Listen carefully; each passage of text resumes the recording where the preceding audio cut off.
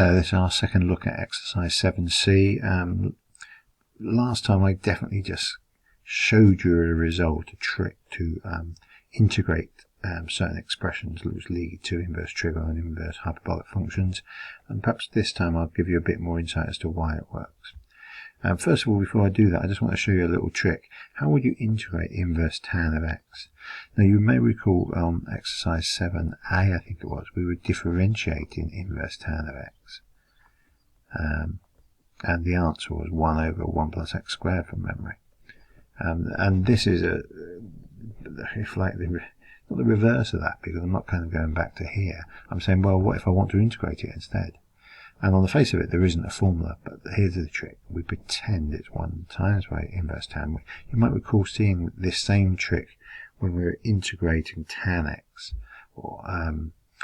And so therefore, if you're doing this, the integral becomes 1 times by tan x. And because it's now a product, we can integrate it by the method called by parts, which you should remember is well, I suppose I should say, first of all, it's if I'm integrating u dv by dx dx, the answer is uv minus v, integral of v du by dx dx.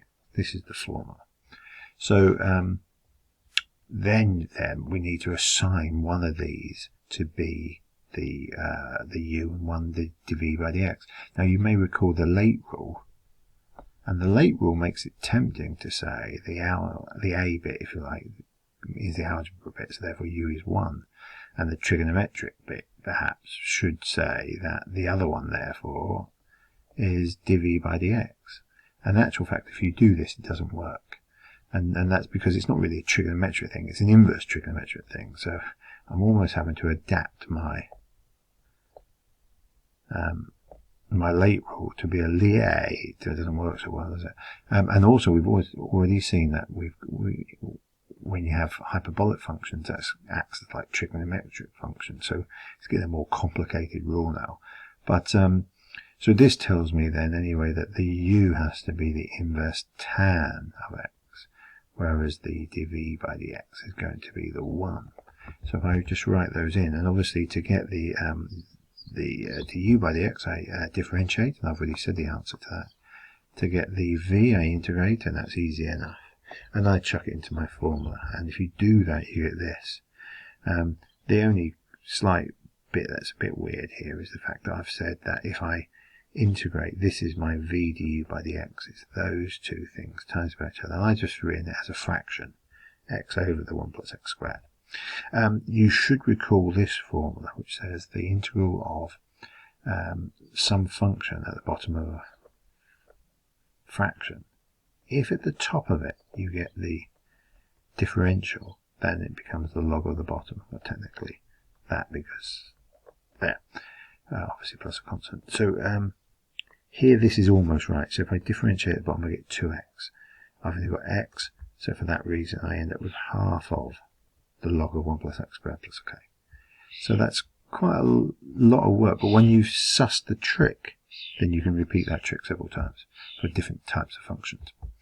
Anyway, this is what we saw last time. So for instance, I know we're about to use this one. This is the integral of 1 over square root of a, x squared minus a squared is the inverse cosh of x over a. So these are given in the formula, but we don't need to learn them. We need to learn how to use them, I suppose. And the first one says find the area under the curve of y equals that between these 2 points. Now the very first thing I'm looking at is that's why I knew it was coming up. That is very similar to this. This is a square root with an x squared minus 1. So I suppose I'm looking at this thinking to myself, well, it does say x, so that's perfect. And the a is equal to 1, because it says a squared is 1. So on that basis, I know this is going to give me an inverse cosh when I do this, of x over 1, just of x plus a constant. Well, I'm integrating it, I suppose technically, between the smaller of the two and the bigger of the two, of 1 over the square root of this thing. That's what I've been asked to do. So when I get my answer, I suppose technically it's between 5 over 4 and 5 over 3. Now I could just chuck that into my calculator, but it wants probably an exact answer. I've certainly hinted that it wants an exact answer because I've given you this formula here. This is also in the formula book. So if I put, for instance, the first one in, which is 5/3, when I put 5/3 in, I get the log of, I don't know why I put a bracket, I don't think I need it, the log of. So it goes, my x is 5/3, and it's plus the square root of, now I've just got to do this, it's 5/3 squared, so it's 25 over 9 minus 1. Well, 1 of course is 9/9, which gives me 16/9. But don't forget I've got to square root it. So there. So that's the first one. And then I take away the log of 5 over 4 goes in. That's my x in here. And I've got to do x squared. So what's that? That's 25 over 16 minus 1. 1 is now 16/16. Alright, that leaves me 9/16 left over. Plus the square root of 9/16. They're very similar answers, I suppose, in many ways. That's the log of 5/3. This is 4/3. That works out quite nicely. Log of 5 over 4. Now, the square root, that's 3 over 4. That's the log of, what's this? That's 9/3. 3 minus the log of 5 over 4 is 8 over 4, that's log of 2. And of course you can join these together and you're 8 log of 3 over 2. Let's see if that's right. Well, we've got log of 3 over 2. And that's the graph apparently. So let's do another one. It says find the exact area under the curve for 1 plus x squared. So again, which one does it look like? It looks to me like that one. Again, it says x and it says x. It's not as hard as the ones we saw last time. It's just wordier versions. So I know then that the integral, I'm going to put the 4 at the front just to avoid any confusion. Dx between 0 and 1. I know it will give me an inverse tan of x over a. And yep, and it's a I think is 1, so it's just x. And it's 1 over that, but 1 over 1 is 1, so I don't need to write it. I was going to write plus c, but of course it's not plus c. I just put 0 and 1 in. So it's the inverse tan of 1 minus the inverse tan of 0. So if you do this, you might recall that if you tan pi, you get 1. So therefore the inverse tan of 1 must be pi.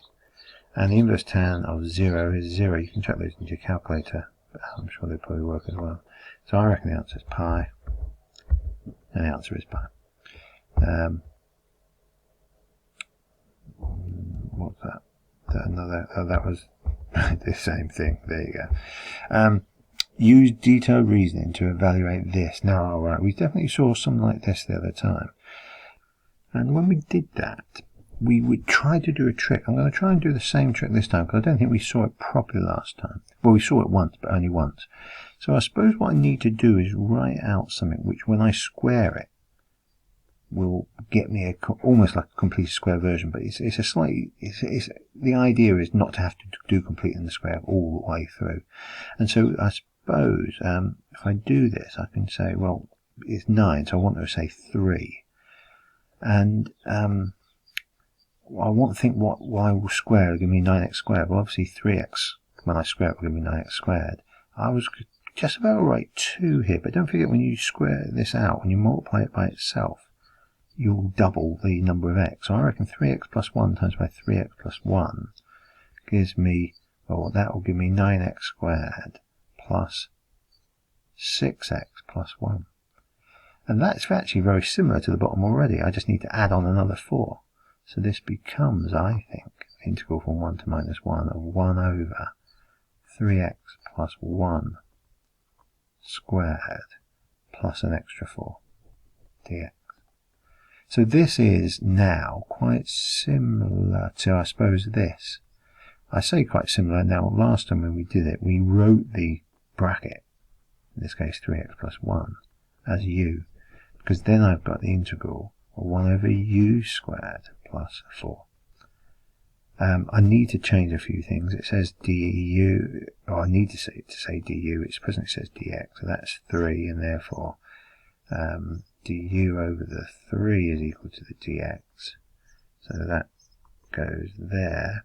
And I also need to change the limits. The limits are for x, so I'm going to write when x equals 1, u equals 3x plus 1 turns to me to be 4. And when x is minus 1, what do I get there? That's minus 3, but I reckon that's minus 2. So I've got these values, minus 2 and 4. And I mean, the whole point about doing this is when I integrate 1 over u squared plus 4, you can see now this works perfectly. The u squared is effectively the same as x squared, so there's no difference there. And so x is u, if you like, and the a squared is equal to 4, so therefore a is 2. Okay, so bear all that in mind. I reckon I get, when I integrate this, I get 1 over 2, the inverse tan of x over a, well, u over 2. Don't forget I've got to divide by 3 as well, so perhaps I'll make that 6, because 2 3s are 6. And that's it, I think. Within the limits of minus 2 to 4. So let's chuck this in properly. It's a sixth of, it's tan, inverse tan 4 over 2, which is 2, minus the inverse tan of minus 2 over 2, which is minus 1. So let's type that into my calculator. Make sure you're in radians, or else it won't work. So I'll do inverse 2, tan of 2, minus the inverse tan of negative 1, and divide by 6. 0.315 I get. 0.31. Is it 5? Yeah. So that's the answer. 0.315, there you go. So on that basis, you are meant to now go on to exercise 7C. I never really did show you another example, so I'm tempted to make up an example or find an example. Bear with me, I'll get an example. So I've quickly written down a potential question for you just to remind you of this. Now, it says the integral of 3 over 1 plus 4x squared. So you look at this, you think, well, the 3 kind of comes to the front, and it looks like 1 plus 4x squared. And you look over here, and you think, well, that's another inverse tan one. So I want to almost say that the a squared is 1, so therefore a is 1, and the x squared has been replaced by 4x squared, and so therefore it implies that the x has been replaced by 2x. And if you remember, I was talking last time how we have to do a trick. So let's see if we can work this out. Let's, rather than doing it like we did last time, let's say u equals 2x. And if u equals 2x, then really I'm doing then, this becomes 3 times the integral of 1 over 1 plus u squared. And of course I can't write dx, so I've got to find du by dx. And you can see du by dx is 2. So therefore du divided by the 2 is the dx. And I can write that over here. It's now du over 2. And what this shows you is, well, obviously the integral of 1 over 1 plus u squared, from what we've already seen, is an inverse tan of the u. Don't forget the 3. But notice this 2 here as well. I did say it's like a backward chain rule that we're doing, plus a constant, and I suppose then my last job is to replace the u with, what was the u? It was 2x plus a constant. And this is our trick then. You've got to, if you remember, we were trying to do this straight away, and I was saying to you, you can treat it like this, but then you always have to divide by the differential of that. And that's why what appeared to be 3 tan inverse of 2x became 3 over 2 instead. So that's me trying to justify that trick. You please now finish exercise 7C, and best of luck, and I think you should now be okay.